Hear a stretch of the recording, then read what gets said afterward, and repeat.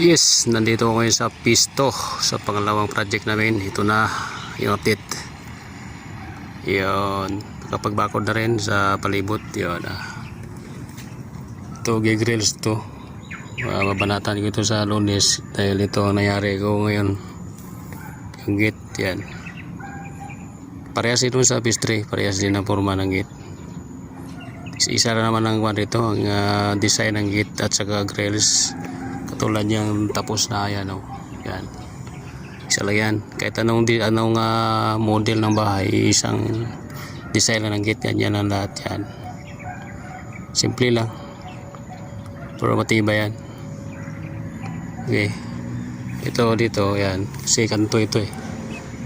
Kailangan pa ganyan din yung grills niya. Pakurba rin yan.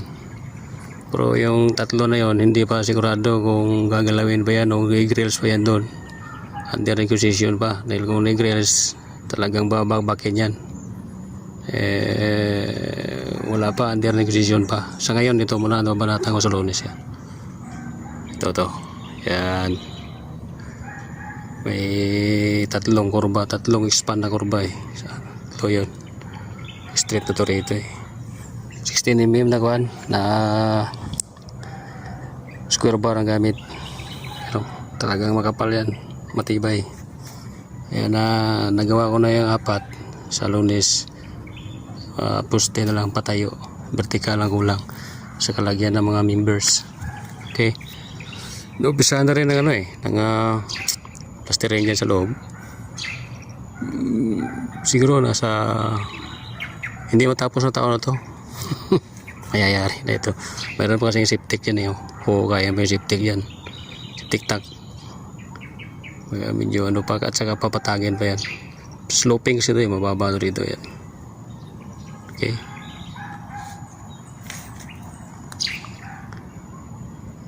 Oh.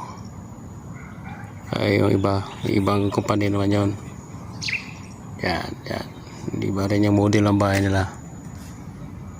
Ako na naiwan, lasing ko kasing out. Yung iba nauna na ron, doon na magantay na oras. Sabagay 54 na rin, ilang minuto na lang. Okay. Kunti na lang, wala ito eh. Tutunover na rin ito. Oh. Malinis na ang daan. Bawal kasi eh, magmumulta ng 3,000 pagka yung mga gamit nalampas niya sa daan, sa kalsada. Kaya yan, tuwing hapon nililinisan yan. Walang bakas na dumi o yung materialis, di bali na yung mga dahon-dahon sa kanila na yan. 3,000 yung penalty pag may nakita na dyan, may mga materialis dyan sa daan. Okay, yan naman update. Ayan yung rain harvester. May na rin eh.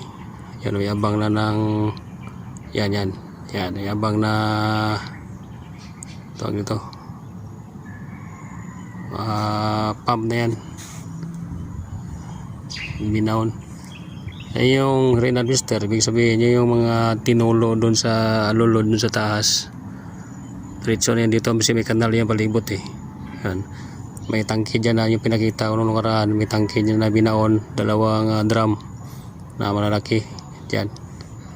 Ayan. Lagyan ng pump na doon na kukuha kung sakaling magdidilig ng laman, doon na kukuha sa tangke na yun. Yan.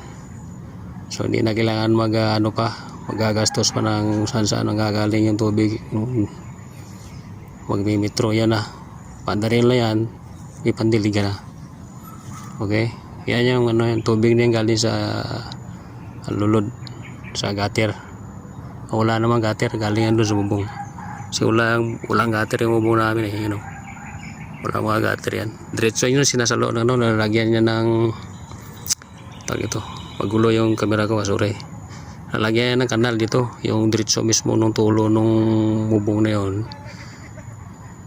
May mga kanal na yun, habang diretso yan dyan sa water harvester yung tawag la yun, kung tatawagin. Yan, may naman yan eh, may agasan yan pagka sakaling puno na yung dalawang drum, may agasan yan. Tubig lang yan dyan. drum na yan. Iba rin yung septic, sa unahan yung septic eh. Okay? Kaya may pump na. Yung high-tech na sila. Okay. Yan ang update ko sa ngayon. Dito sa pisto. Sa sunod pagka nangyari na ito, mag-close nito, phase 3 na naman tayo. Yan. Yan. Phase 3 na naman. Okay? Ayun na muna. Saka Lunes na naman dahil Sabado ngayon, uwi na tayo. Alright, salamat. Yung gate na gagagawa ko lang ng ano eh. Mga kaparehas lang din. Lock doon sa phase 3. Ginawa ko. Ito. Ganyan din eh. Oh. Magalaw yung camera ko ah. Yo. Ito. Ganyan din phase 3. Oh. Yan. Okay. Alright. Yan. So, dali lang hawakan. Ganyan ka lang. Ito na. Bilak. Ito na lagyan ko rin ng, ng tubo para hindi lalaki luluwang yung butas sakaling kasi pagka ganyan walang tubo, walang di na lagyan ng pipe yan. Sa araw-araw na bukas sara, pasok, luluwang yan, di ba? Kahit ano naman eh, basta walang matibay, walang tubo, luluwang yan. Okay, right, ganon din. Basta away na tayo. Okay, salamat ha. Lunes ulit. May stay naman dito. Sarado na. Okay. Ha? Okay. Thank you. Ito yung kabuuan. Yan. Yan ang kabuuan. Yan yung ayan.